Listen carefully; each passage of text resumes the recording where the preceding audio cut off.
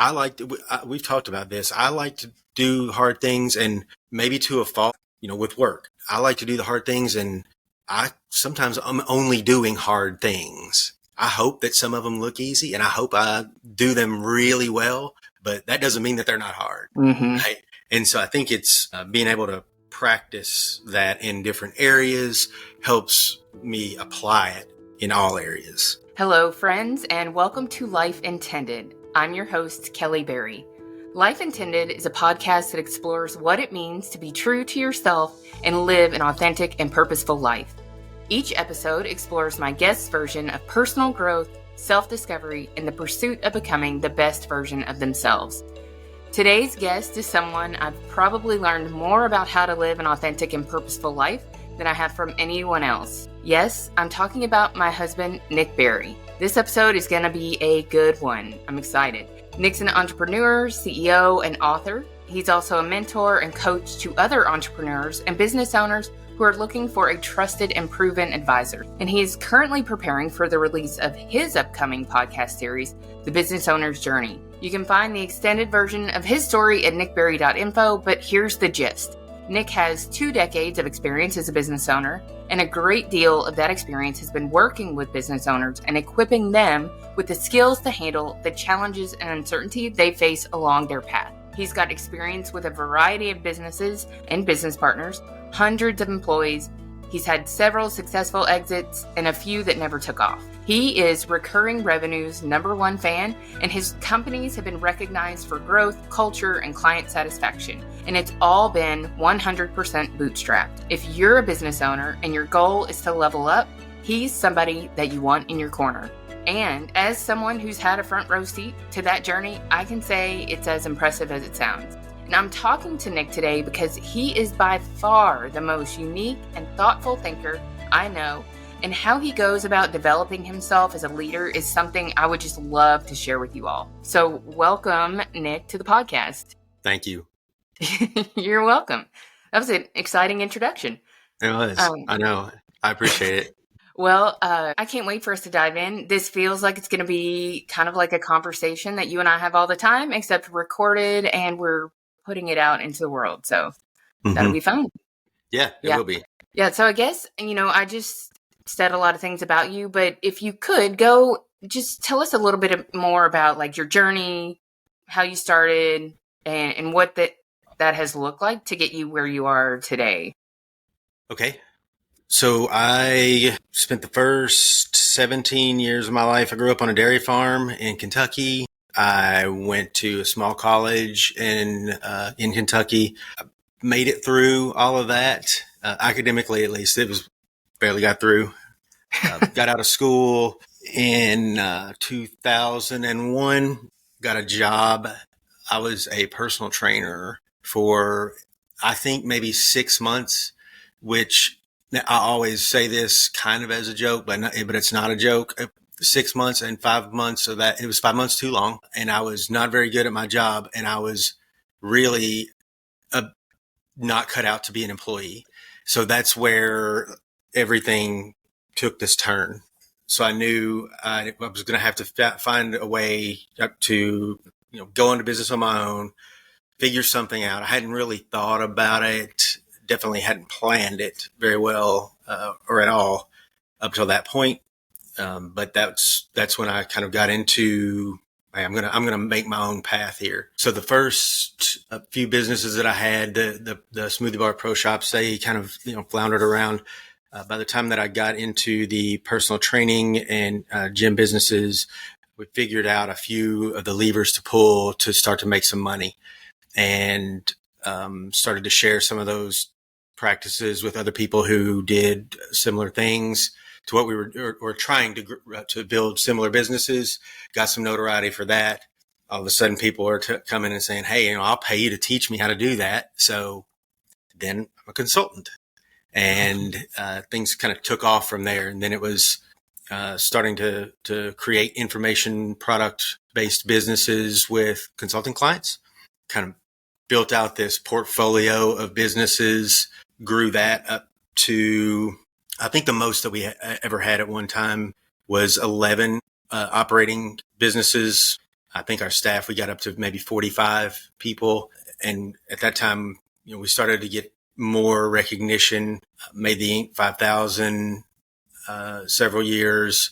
We're on the Entrepreneurs Franchise 500 list for several years, won some Best Places to Work awards. And I mentioned that because, the award stuff is neat, but we were being recognized for growth, for client satisfaction, and for culture, at the same time. And I think that's unusual. So, to me, that was kind of a sign, we're doing something different here. Like this is a neat thing. Got into franchising. We had 2 franchise systems at one time. And, at a certain point after a few years, switched that over into licensing, and which is, technically what we still do with Business Revolution. It's through our business coaching programs. What have I left out? I think what you said about doing those 3 things well, you had kind of this set of, I would say, principles that you were running the businesses by. You wanted to be the best place to do business with. You wanted to be the best place for people to work. And there was one other I'm blanking on right now, but it was like, that was your intention with the business. Right. So to be able to be recognized for that, I think was just like validation that you were doing those things well. Yeah, we had the 3 wins. Remember? So instead of it being like win-win for us and clients, it was always 3 wins. It would be us and a client, and either like there's always a third party, right? It would be their client or another partner or affiliate of ours. There's always somebody involved where we just try to make sure that the whole is always going to be greater than the sum of the parts. If you think about it that way and approach it with that intent. Yeah. So, intention is the theme of the podcast. I think it's something that you do really well. So if we can just kind of from here, let's go back a little bit and talk about, you mentioned straight out of college and you were young when you started businesses, and then you built this organization. And I think by the time you were on, Inc. 5000 list, you were late 20s, early 30s. So talk about how you were able to go from this person who decided they weren't a good employee to this, business owner that was doing big things. Yeah. Well, in hindsight, it looks like a total accident, or maybe it feels like that because, you don't know what you don't know. And I was kind of aware of that, but I didn't really recognize the magnitude of what I didn't know. Like we didn't know shit. Sorry. And, and we kind of knew that, but it was like ignorance is bliss. But what we do know is how to create this result for this client and how to sell them into that idea. That's all it took to get started. And then the rest was, okay, we're going to figure it out from there. And something that I feel like I've always been fortunate, like some of the people that I've been able to, had chapters in my story or whatever, from being as a child. I'm one of those few people who actually had a lot more good coaches than bad coaches growing up. Like, I don't know many people who can say that, but I did. And so there, a few people that, you being one of them, who played a role in our trajectory. It's like we didn't know much, but the things we did know, we could produce with. And that's what it took to get started. So we just went after it. And when you're, in your mid and late 20s, you probably have less to lose, or at least you think that. And so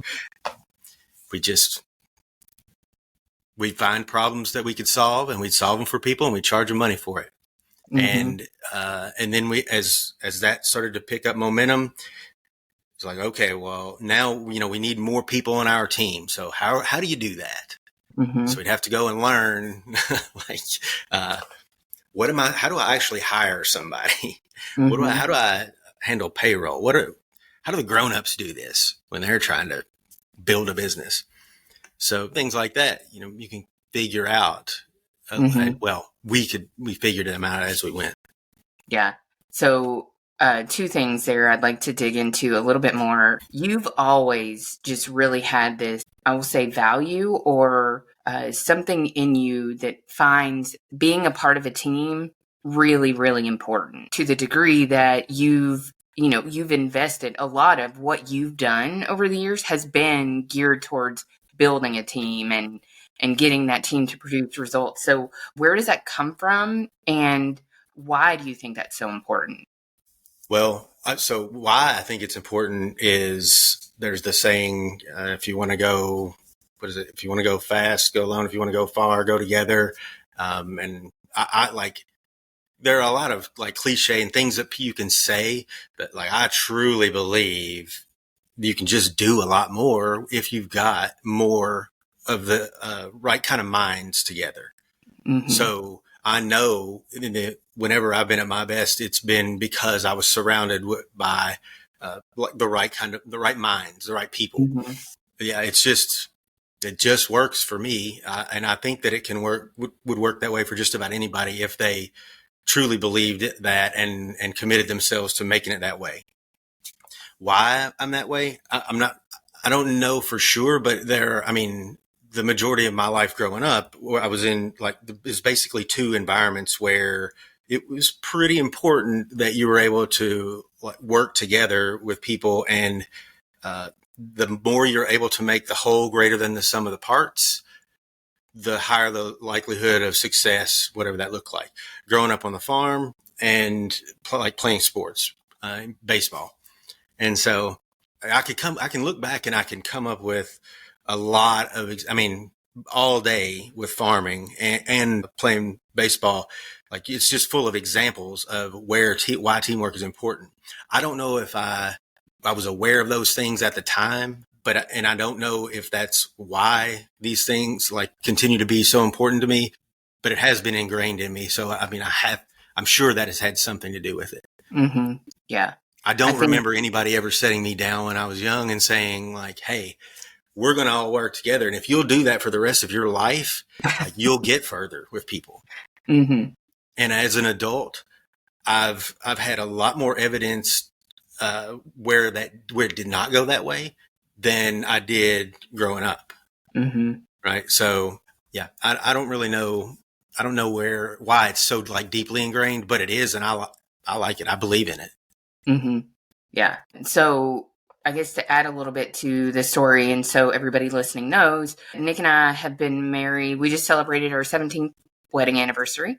So we've been together a little bit more than 18 years. So of his 2 decades of experience, I have been in the picture for most of that. And then 11 years ago, I started working with Nick. So when I said it, I've had a front row seat, I really have. So I've been part of this team and been a part of the culture and the business for a long time.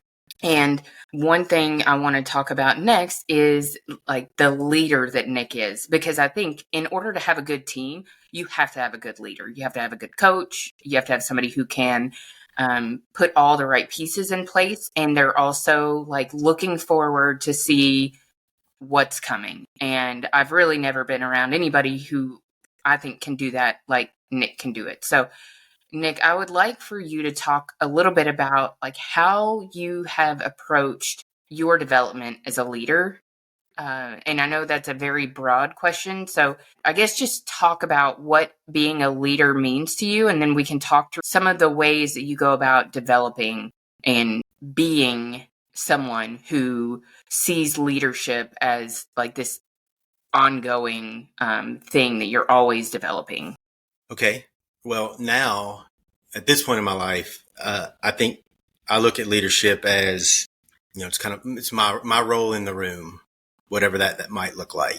A lot of times in the business context, I'm the decision maker, so I want to be good at that.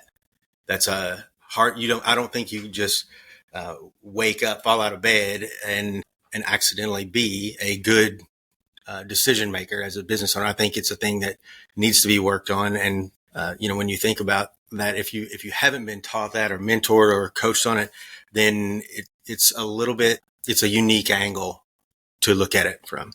I think so now leadership to me is more about like the thought process and that perspective. 10 years ago, I probably would have just, described it more in terms of like the actions. And 10 years before that, I don't have any idea how I would have described it. I think there are probably some things that I've done intuitively. I feel like they're intuitive as an adult that I owe to seeing leadership firsthand as I was growing up. I think, my parents like demonstrate some like good leadership characteristics that have stuck with me. And then I mentioned the coaches that I had that I've just gotten to see firsthand, like, this is how you can be like this, or you can be like a lot of other ways. You have a choice to make. Which one do you want to aspire to be? Right. So I had some good examples around me that I could choose from to kind of like create my aspirational vision for myself. Okay. So I'd like to talk then about like the more recent and how your thought process as a leader, because I think that's where there's just like a lot of things to share that people can take and become aware of how they approach things, and maybe even use some of the exercises that you've created or just actual things that you do to kind of improve how they lead or even approach leadership. So there's a few things that I know that you do, and then you can add any of the others. But one thing is like you're always thinking about like your opportunities and intentions, and you talk about that a lot. So can you explain what that is and how you do it? Yeah. So opportunities and intentions, that's something Art Petty taught me that. And I'm not even sure if he meant to teach it to me the way that I use it and the way that I've learned to like coach other people.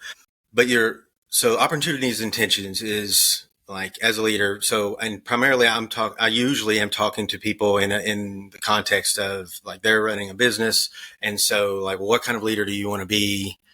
We've talked about that. And then like, how are we going to bring that to life and on a bigger scale, but then also like on a day-to-day basis. And so opportunities and intentions is more of like the smaller scale type of exercise. But, you start your week out, kind of forecast, look at like what's ahead of you.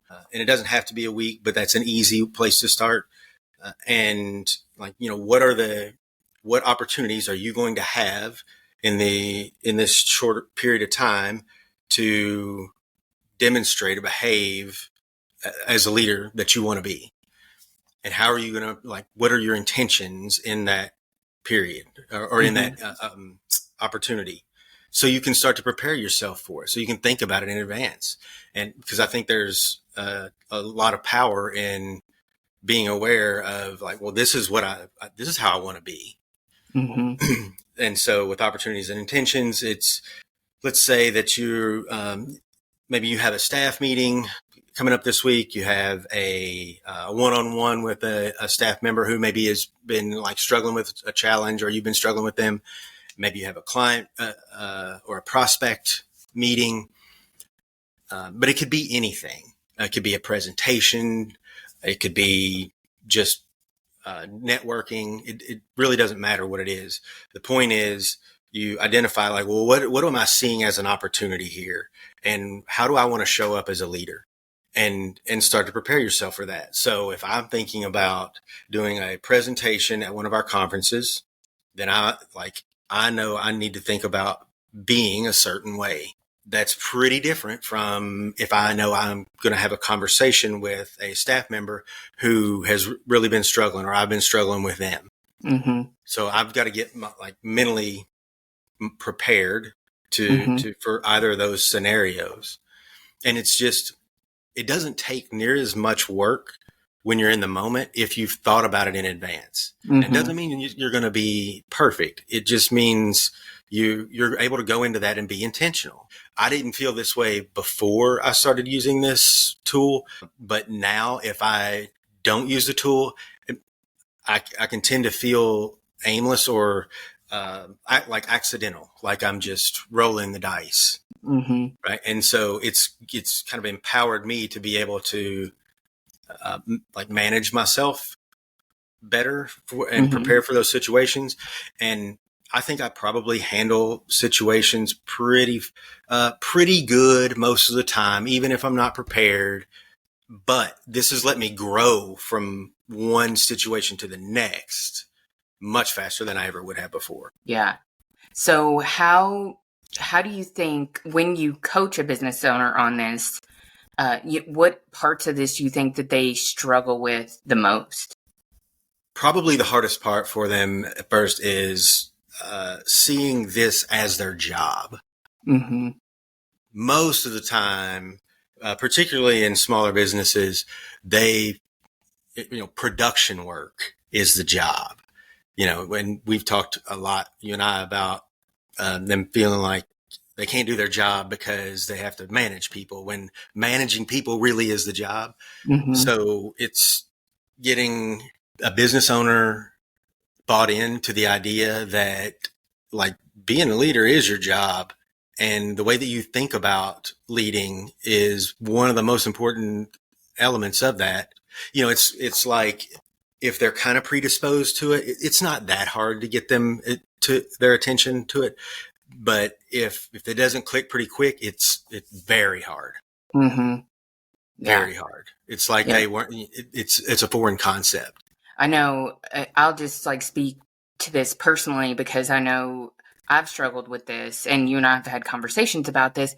It feels like a whole nother thing, and it feels like it takes up a lot of space, and you struggle to feel like you have enough bandwidth to like add this to your plate. It's like Mm-hmm. I'm thinking about so many things. Like I don't have time to think about add this other thing that takes, like especially at first, just not easy thought processes when you're trying to just think about like who's going to be there, how do I want to be, how do I want them to see me, how do I, what are they It's going to be thinking it's about? complex, right? It is There's a complex. lot.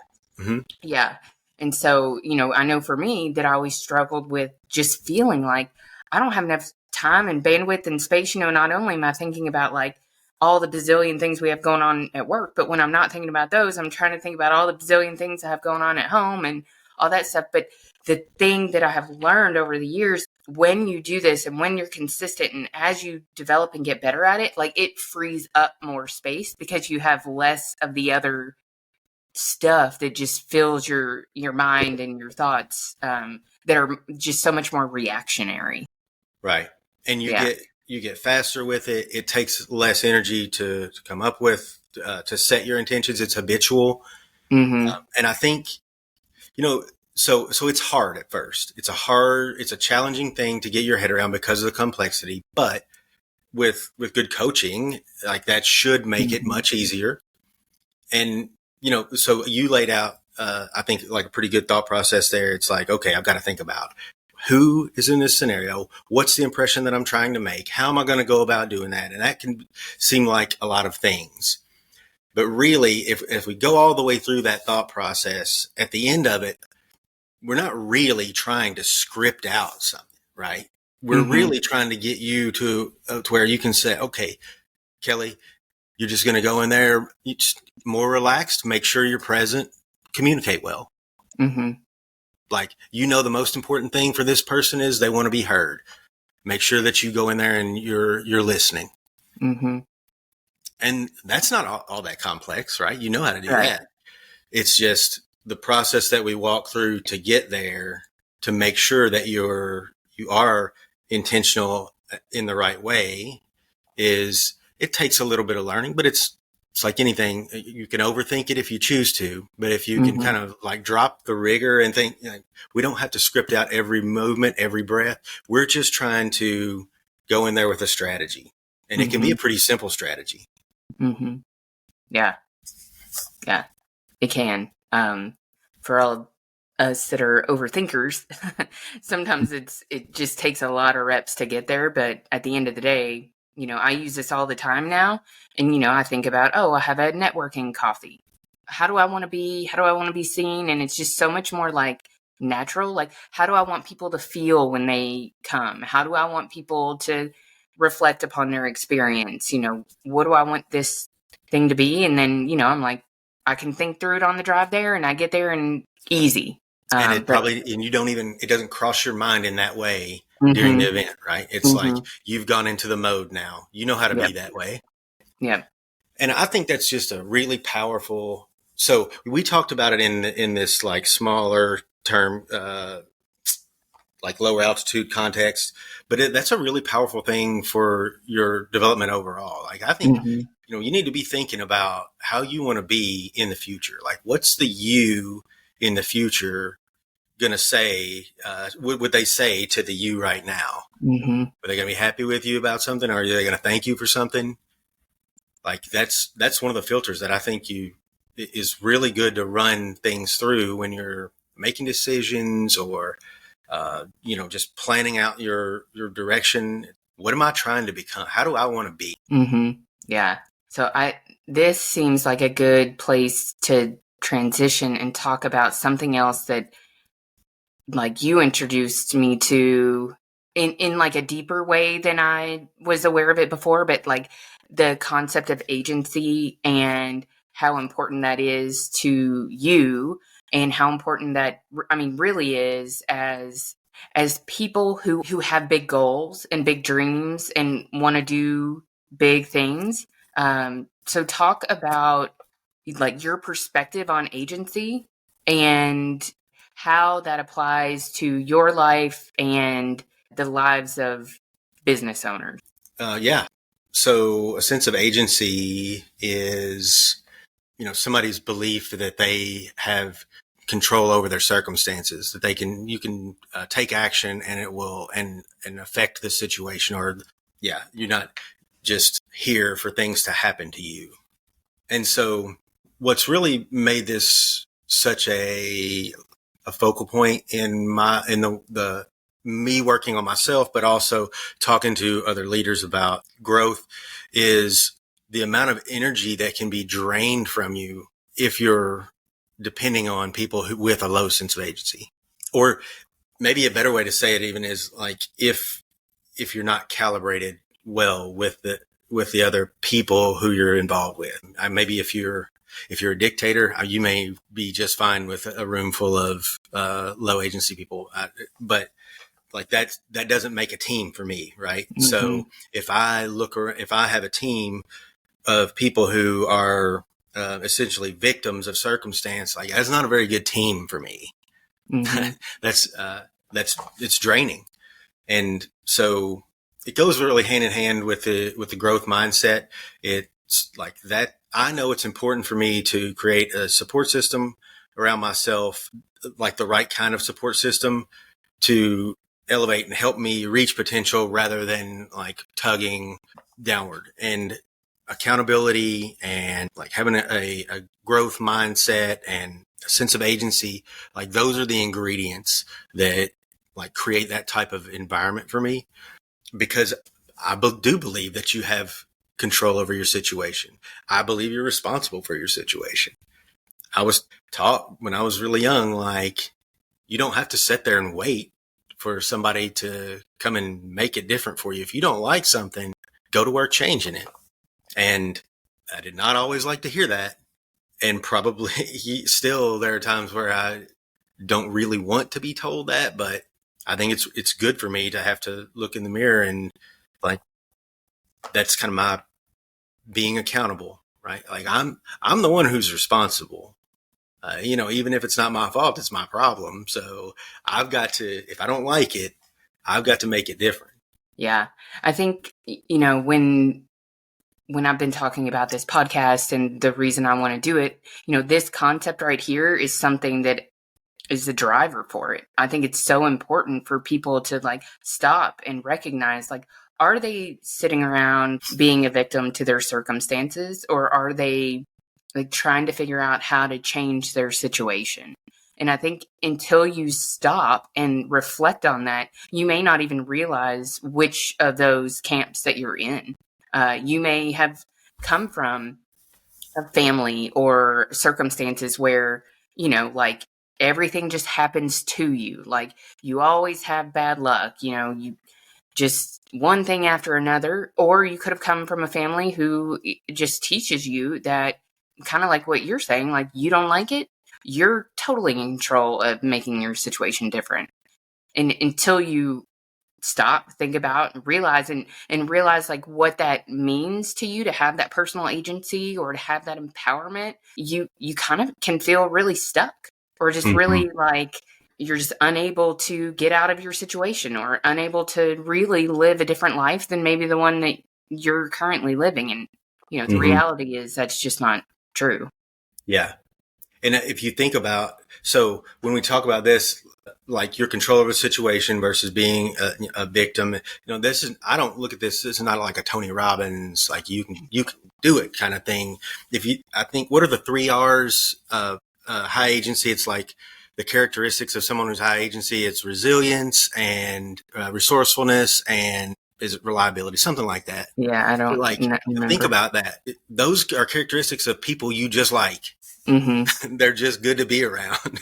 So, it's not, and that's not a Tony Robbins, like, or a cheerleader, or like this overly positive, trying to convince yourself that everything's happy. It's not that at all. It's like, you have control when you're resilient, when you're resourceful, when you like look around and, okay, well, if this door, so another one of the characteristics of agency, now that we're talking about it, is when you are told something can't be done, is that a dead end, or is that more of a challenge? Like, oh, really? Like, how?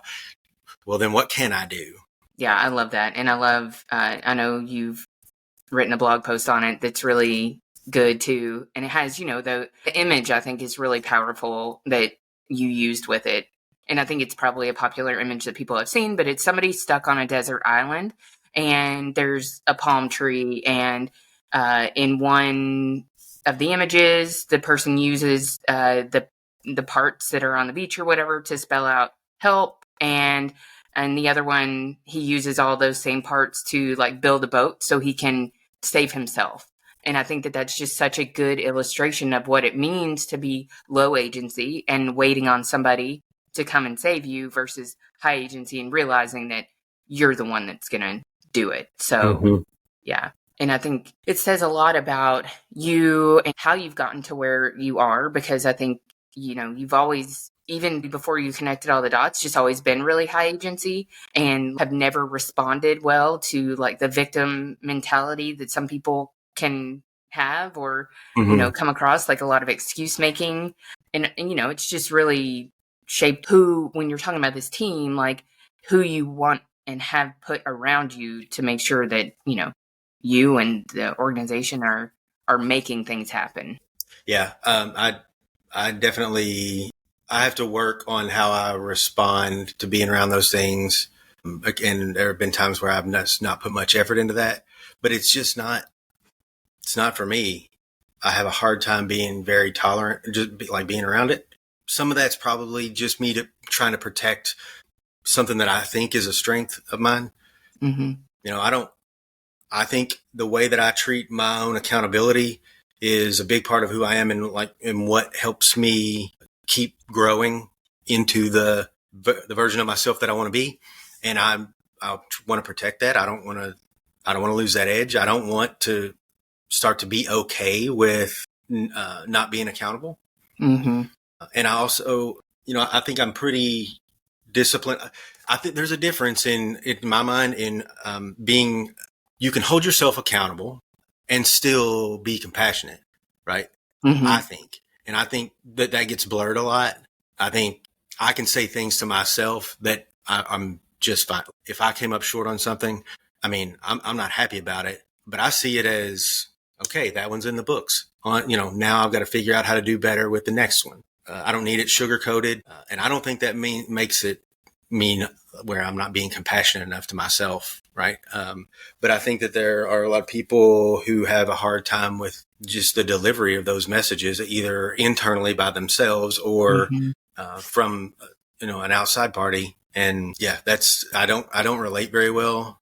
Well, it's a hard thing for me to relate to. Right? I don't have that same struggle to that degree, I don't think. Yeah. So talk a little bit more about accountability and like how that plays a role in your, like what you do personally in your development? Well, so for somebody whose growth and self-improvement is important to them, I think how you treat accountability, like those are the rungs on the ladder. And, I want to get the most out of each step that I can. And so if I'm accountable to what I've committed to doing and the direction that I'm supposed to be going, though those rungs are a little further apart and I can push off of them, like I can take bigger steps from them, right? It gives me a better foundation to take the next step. But if I'm not accountable, it's kind of like, can't really think of a substance that the rungs would be made of, but they would not, you couldn't push off. They wouldn't be a very good foundation to take a step from. And to me, that just undermines the goal of reaching your potential if you're not using points of accountability as stepping stones for growth. So do you see a pretty big difference in the business owners that you've worked with over the years in how they view accountability and the progress they make? I think what you're asking is, do I see that manifest in different ways in them? Yeah. Yes. But it's probably exactly what you'd expect. There are people who get it and they're like further on the side of the spectrum than I am. And then there are people who you can say that they're not wired for it or they're not, cut out to be business owners, but it's an accountability thing. They don't see that they should be taking responsibility for the situation. And I mean, it's like kind of sucks the life out of me to when you see people putting more effort into having an excuse than resolving the situation. Yeah. So I know that there are like a number of other things that you do to work on yourself as a leader and how you think. And one of those things is you intentionally seek out like challenging or hard things to do. So tell us a little bit about what that looks like. Well, yeah. I mean, I'm not like an adventure junkie. It's not that kind of, like skydiving and stuff. But yeah, I think that that's healthy. I think that's a good thing for me to do. And it's a good way for me to be. I like to do things that challenge me. And what that looks like is changed a lot over time. Yeah. I think it helps me strengthen like what look like my leadership muscles, right? Discipline and accountability. And I need to be that way in all facets of my life for it to really work. And if I don't, then like I can't expect to be that way in one area, but then be a bum in other areas. Right. So if it's, like I think you're talking about doing things like playing chess or memorizing cards or Rubik's Cube, stuff like that. And I mean, I think they're good for your mind, for one. Like I do a lot of things to try to optimize for using my mind. And so doing challenging things like that, I think is an element, but also just the discipline of this is going to take a long time. And it's not going to bear fruit for a while, and it's going to be frustrating before it's rewarding. And there's a pretty good chance nobody's going to know about it. And I don't like, that's a pretty pure exercise for me. So, I don't remember how long it took me to do some of those things, to like learn how to do those things. But I know it was very good for me to have to stick with the process of learning it for the time that it took. And I think it made, some of those things I know were during times where, the rest of my day, it was very long and stressful and like maybe a not very great season for like business. And, to add on something taxing, have made a commitment to myself that I'm going to learn this thing and it's going to take, this activity every day until it's learned, and to have to stay disciplined and do it was good for me. Mm-hmm. And I think it gave me energy at times where I probably needed it. And instead of doing the opposite, because I think it fills voids in time there are other things that I could do that would be easier, but I just don't think I'm going to get anything out of like watching television. um, you know, Yeah.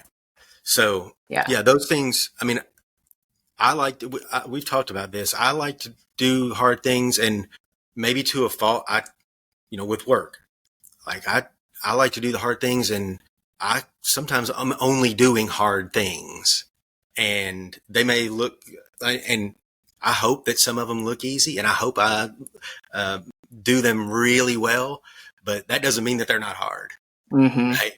And so I think it's being able to practice that in different areas helps me apply it in all areas. Yeah. Yeah, for sure.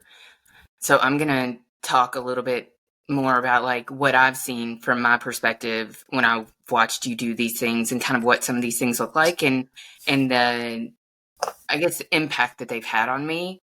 So the things that I'm talking about that Nick has done, like he has memorized a deck of cards. When he told me he was going to do that, I had never heard of anybody doing it. I didn't know what it actually meant, and then I'm like seeing him work on it all the time, and he's having me like hold the cards and kind of quiz him and do the stuff. It's just Working like, on it's what? a really cool exercise. Oh, phew.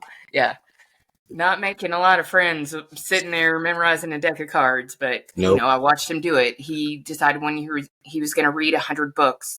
I think he did like Duolingo every day for 2 years learning Spanish. He's just the other day we were talking about chess. He plays chess. He has played a game every day for 5 years. Like the things that he's talking about doing, like he absolutely makes them a part of what he's done. The Rubik's Cube is another one. I can't remember what your goal was, but like solving it in a minute, a little over a minute or something. 88 seconds. 88 seconds. There you go. But these are all things that I just had like a front row seat to watch you work on them. And I think the important part of this story is like how these mindsets, like my mindset and your mindset, because you and I are very different thinkers.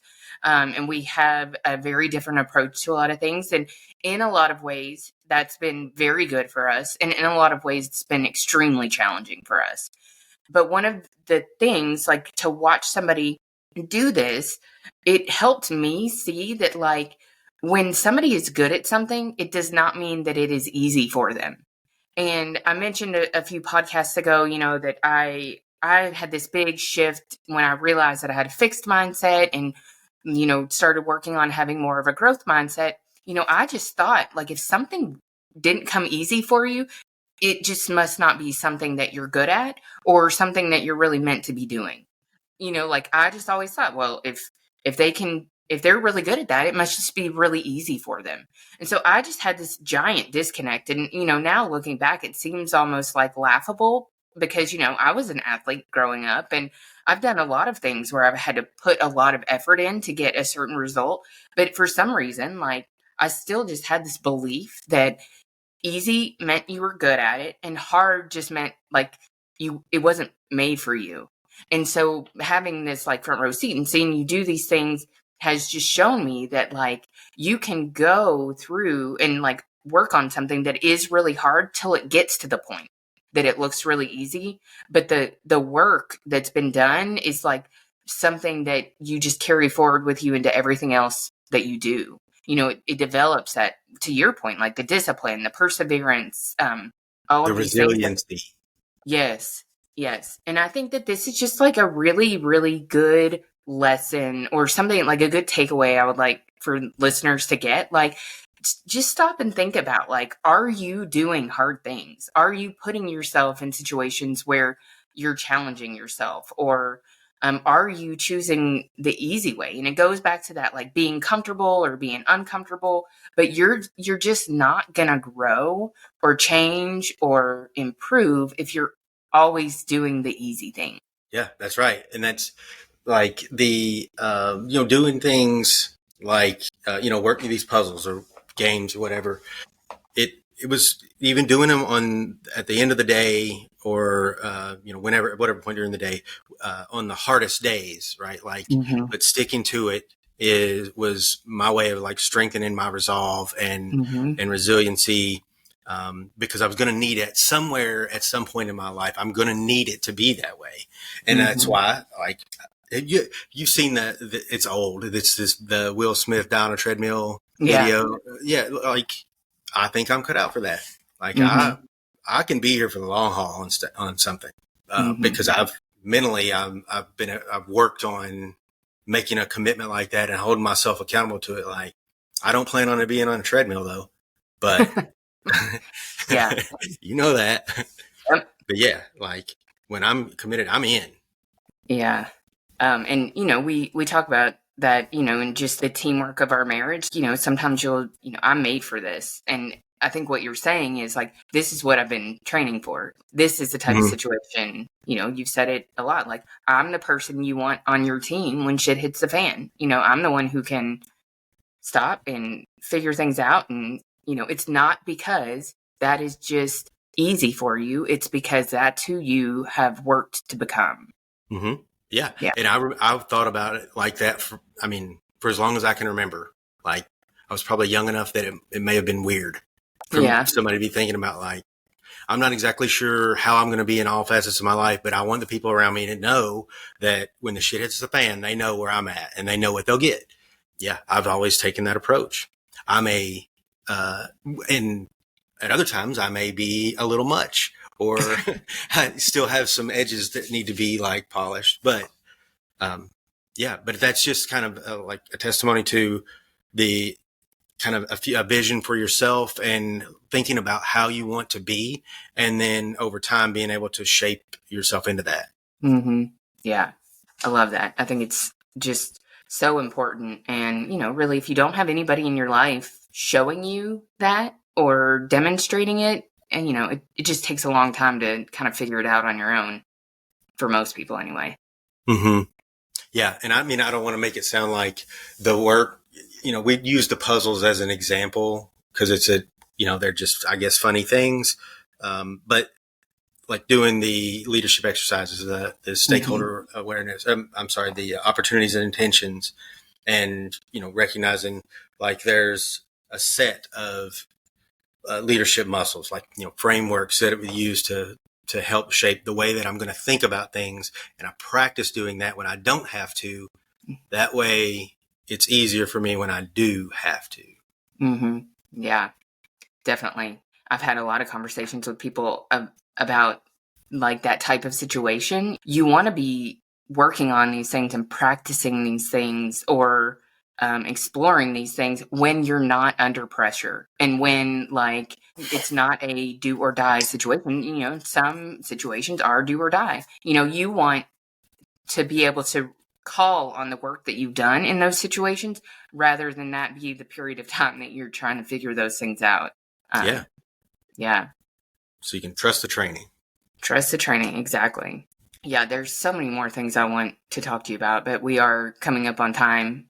So I'll pick two more topics. So one I want to talk about because I think that you have this perspective and maybe like value on time that a lot of people don't think about like you do. And I'd like to introduce some new ways of thinking around this. So tell me how you view time and some of the things that you think are unique about how you look at things like that. Well, so I may need you to explain that because I don't think they're unique. Like, that's not how I would label it. Like, it's your currency or your asset. Mm-hmm. I just look at it as the thing that's most important for me to invest. And so I try to approach things with that in mind so I can think about, well, how do I get the most from it? And when I have it, what do I want to do with it? Mm-hmm. And doing that at practice over time has helped me kind of to simplify things down to pretty like an equation. So for example, I'm going to go get Vivian from school, going to bring her home. And then I've got choices to make from there. I can spend time with her. I can go sit in front of the computer. I could go, walk down the street. I could go somewhere and have a drink, especially when you throw her in the equation. Like it's a lot easier of a decision, but you're making those choices all the time. Mm-hmm. Like everybody says, well, they want their time to be worth this much. Your time's worth what you spend it on.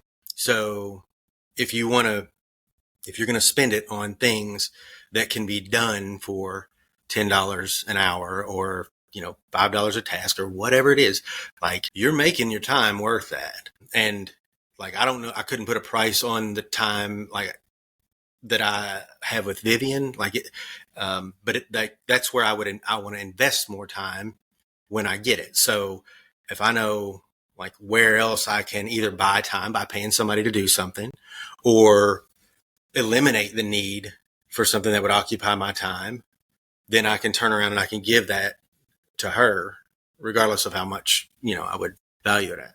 Is that what you're talking about? Yeah, exactly. And I think, what you do more so than I've seen from anybody else is that elimination piece. Like, I think a lot of people they understand the concept of like, like I don't want to be mowing my grass on a Saturday morning, so I'm going to pay somebody to do it. Or I don't want to be cleaning my house instead of going to my daughter's soccer game, so I'm going to pay somebody to do it. But I think what you do are like the elimination of these points of friction that, like just they may only take, like a minute here and a minute there, but those minutes add up and like the mental load of it adds up. Mm-hmm. So that's So like kinda, there are things that I'm just like, I'm not going to live this way. yeah. Right? We got this rug that gets rolled up in my feet every time I come in the door. I'm going to stop once and unroll it. Twice. If I think this is going to be a thing, that rug's gone Yeah. because I'm not living like that. But it goes back to me saying like, I'm trying to optimize for being able to use my mind. Right. So, you could do the math on if I stop for 30 seconds every time I go through that door and I come through that door 5 times a day and over a year, that's however long. That's one thing. But also like I want to be able to just walk to where I'm walking to and not have to stop what I'm thinking about, which I believe should be more important, and think about big step over the rug. I made it. Good job. Because like I'm choosing where I'm going to spend my mental energy. I can spend it on that rug, and that's a penny's activity or a penny's value of thought, or I can choose to spend it on something that's more important, which should be overall like create more value in my life. Now, Yeah. if I'm choosing like, do I want to think about the next episode of Bluey or step over the rug? Like that's different. Yeah. But the majority of my time passing through that door with that rug is, like spent. I want my mind to be able to go where it needs to go when I need to do that. I don't want a disruption like that. And it's a little thing, but it applies to bigger things. It's vehicle maintenance. You used the lawn mowing example. Yeah, I mean it's everywhere, and like doing dishes or laundry. Like, I'm going to find a way that I know there are things that have to be done, but I'm not limited to the only 2 options: me do it or them not being done. And like nobody is. If you say, like, well, it has to be done, no, it's not the only way. Like that problem is you're limiting yourself to those options. We can come up with a way that you don't have to. I don't want to have to spend X amount of minutes of my life doing a chore instead of hanging out with Vivian. Yeah. And X can equal whatever you want. I've definitely learned a lot from you in regards to that. And it's something I still struggle with because I don't know why it is, but it is. It's because like it feels good to like check things off. And when you know that it's simple, like there are scenarios where that's relaxing for somebody, right? It means something different to them than it does to me. But I also think that that can go back to beliefs and values, and with some intentional work that could be reframed, and they could probably find something that fulfills them in the same way, that maybe involves their daughter. I keep using that example, but right. But yeah, like there are reasons why like you might be drawn to something like that. Yeah. Yeah, I just think that's another thing that I wanted to bring some awareness to, because those are the things I think people just accept, and they don't realize like the mental tax that it takes. And if it's okay with you, I'm just going to use some like recent examples of some things that that that you've done. Like Nick is the king of like, just, I don't know, like MacGyver or just doing stuff, and it all goes back to this, like he doesn't want to have to do things over and over and over. Like he wants a problem solved one time, or this thing like bothers him every time it happens. And so, the other night at 11:30, he's like cutting some felt pads because we have some kitchen cabinets that like make loud noises when they close. And he's like, I don't want to listen to this anymore. Or you have to sit there and like slowly let the drawer go in so it doesn't sound like a gunshot going off. Right? Like I'm not going to live like that. Yeah. It's like we have a system for loading and unloading the dishwasher. Like it's so that like the glasses and the coffee cups and all these things. And it all goes back to just being able to, we do have to unload the dishwasher and we do have to load the dishwasher, but can we make those things as simple and as we're not making a bunch of trips across the kitchen or whatever it is. And I just think that's a good thing for people like to stop and think about, like, what are these banging cabinets that I'm like living with, or the rugs that are curled up, or the walking across the kitchen 1,000 times. Like, what do these things look like in my life? And can I just spend a couple of minutes and come up with a solution and, just check one thing off the list and reduce that mental load. So, right. And I'm not OCD either. Right? That's not an OCD behavior. That is I'm not going to let these things steal time from me that I could spend on something else that's more rewarding. Yeah. Yep. The way that you just like look at every single thing like that, I think it's just, it's unique. And maybe unique again is not the best word, but it is another way that just shows like how intentional and how much work you put into like the way that you are and the way that you want to be. And I think that's really cool. Yeah. I mean, I have no problem with being unique and being different. Like, I think that's, so we didn't talk about, but like the first principles thinking, I'm not going to do anything. I'm good to be aware of what we've always done or how everybody does it, but that's not going to be my logic, my reasoning for doing anything. And I think being able to separate those things and start to look at things like what's the problem to be solved versus how do I follow this pattern is like very liberating. Okay. So I don't want to end the podcast without giving you some time to talk about, I mentioned at the very beginning that you are going to be launching a podcast. So we're going to be like podcasting couple. I think that's really exciting. So I want you to share a little bit about what you're doing. Okay. Well, right now I'm waiting on you to get all of yours out and kind of smooth things out so you can tell me how to do it well. Got it. Yeah. So I'm right now have started recording episodes, and what I'm doing is called the Business Owner's Journey, and just going to have people who, I'll say business owners, entrepreneurs who have stories and lessons to share with other business owners and entrepreneurs come on and just like tell their story. And then we'll like extract as much of the knowledge and wisdom from that as we can. And the whole idea is for a listener to be able to like shorten the learning curve. There are people who, and I think I was one of them, didn't know what I didn't know. And it was a lot. And the more that I became aware of that, the more I started to seek out input, guidance, wisdom. And so, my idea here is like, we can basically take a podcast format and kind of turn it into almost a crowdsourced mentorship.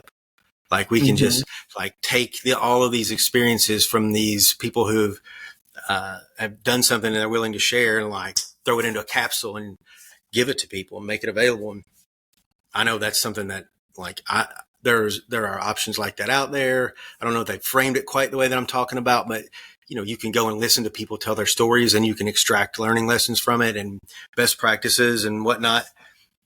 I think that stuff it can be invaluable as for an entrepreneur who's trying to grow. Mm-hmm. It's easy for me to sit here and say you need to have an aspirational vision of yourself. Then, that's how do you want to be? Well, if you haven't been around it, you don't know what that looks Mm-hmm. like. You just know it looks like something that you haven't seen. Mm-hmm. So that's part of the way that you start to figure that out is seeing and hearing well, how do other people look at this thing or think in this situation or act in this situation? And then you have to kind of sort that into boxes like, well, I don't want to be like that. I do want to be like this. Yeah. So that's the idea.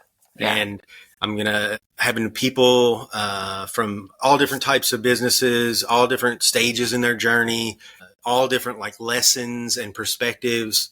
Just I'm capturing it and going to share that. And then the other thing that I'm baking into that is the system that I've built for our businesses. That's kind of a framework for leadership and strategy and building your support system and your operating system as a business owner. So I'm going to package those tools and all those resources and make that available too. So that's the idea. Yeah. Crowdsourced mentorship. I love that. And I think as business owners and as people who have always valued development, you can't get much better than being mentored, and crowdsourced mentorship is amazing. So yeah, I think it's going to be really, really valuable. I'm excited for it. Yeah. Thank you. Yeah. Great. I do have a couple of end of the podcast questions, and then we'll wrap up.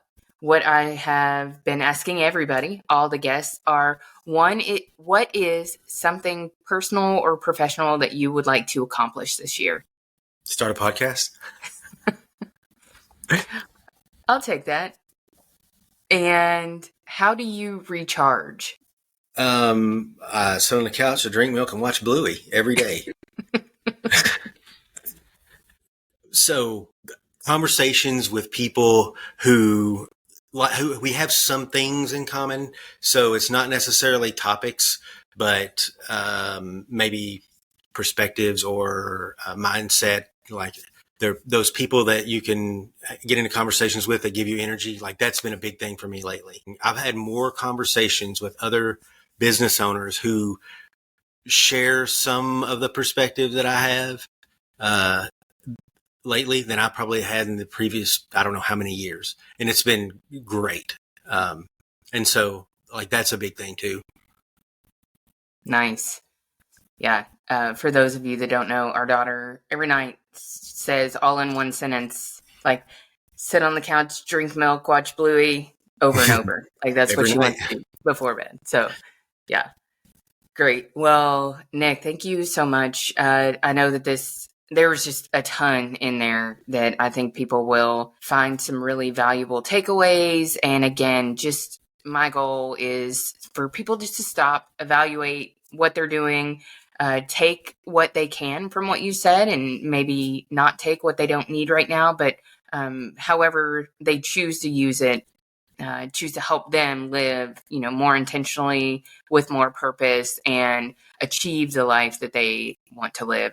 So I think that was just really awesome. So thank you. Yeah. Well, thank you. I think this is very cool what you're doing, the topics you've had. I've listened to the episodes that you got out so far, and you've had some very good guests. Well, thank you. I love it. And I think you're one of them. And I have a lot of other things in mind that we could talk about. So maybe I'll have to have you back soon. Yeah, let's do it. Yeah. Awesome. Well, thank you. And thank you everybody for listening. Oh, I don't want to forget to mention this. In the show notes, you'll be able to find where you can connect with Nick, follow Nick. You can follow him on social. He is not there a whole lot, but that is where you'll be able to learn about his upcoming podcast, which I'm sure will generate a little more social media presence from him. Unless I can find a way around it. Yes, it will. Yeah. But definitely connect with him there and keep up with what he's up to. So thanks, Nick. And we'll talk to everybody next week. Thanks. Thank you all so much for listening to this episode. It's truly an honor to help bring these conversations to you. I do have a couple of quick favors to ask of you. While you're listening to an episode, could you take a screenshot and post that to your Instagram stories and tag me at Life Intended Podcast? And just let me know what your favorite takeaways were or what you liked about the episode. It really helps me to learn more about what you love and want to see more of. And if you have a few extra minutes, if you'd go to iTunes or wherever you listen, I'd love it if you could leave me a rating and review. Ratings and reviews are one of the best ways new listeners can find the show, and I'd love nothing more to grow this and help more people live a life intended. See you again here next week.